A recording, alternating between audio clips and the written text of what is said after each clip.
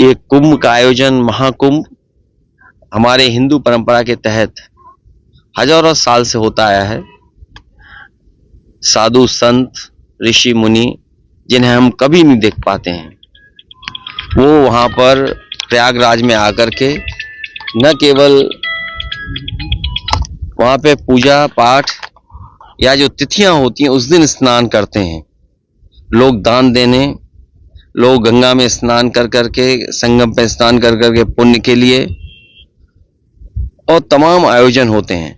वो साधु संत ऋषि मुनि जो हम कभी नहीं देख पाते हैं, वो महाकुंभ के समय पर आकर के कम से कम हम लोग को दर्शन करने का मौका मिलता है। उनके आने से महाकुंभ की शोभा बढ़ती है। इस तरह की व्यवस्थाएं ये समय उस चीज का नहीं है, लेकिन इतने संसाधन होने के बाद अगर कमियां रहती हैं तो कहीं ना कहीं कोई सवाल खड़ा करता है।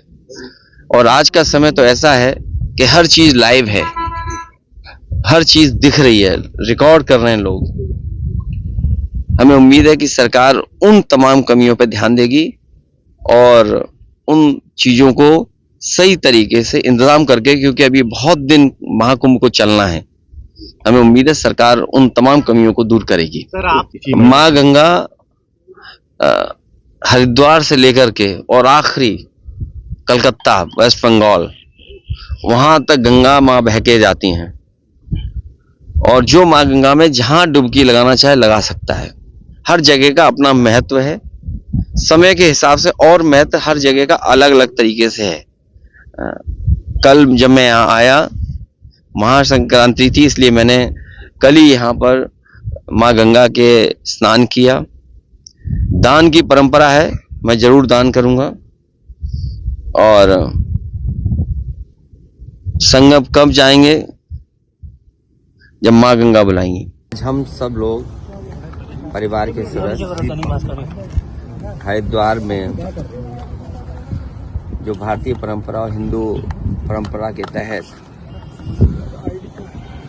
अनुष्ठान होते हैं, पिंडदान,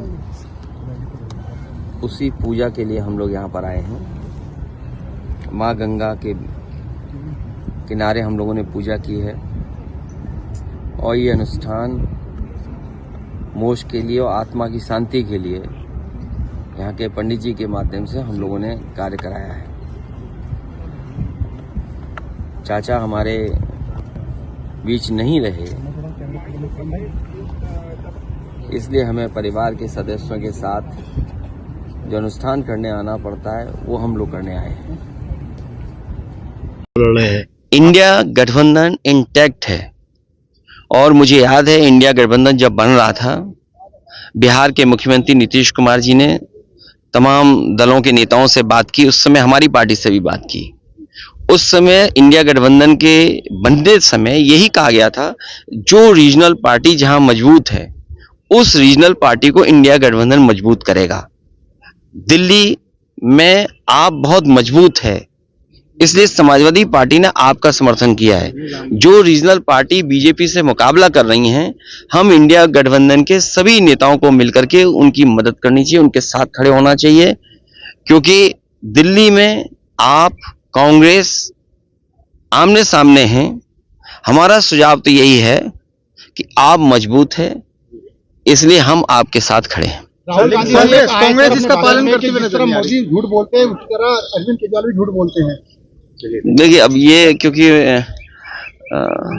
क्या सच है क्या झूठ है, हम और आप क्या बोलें, आपके यहाँ सब आर्काइव में होगा, इसलिए मुझे किसी पे टिप्पणी नहीं करनी है।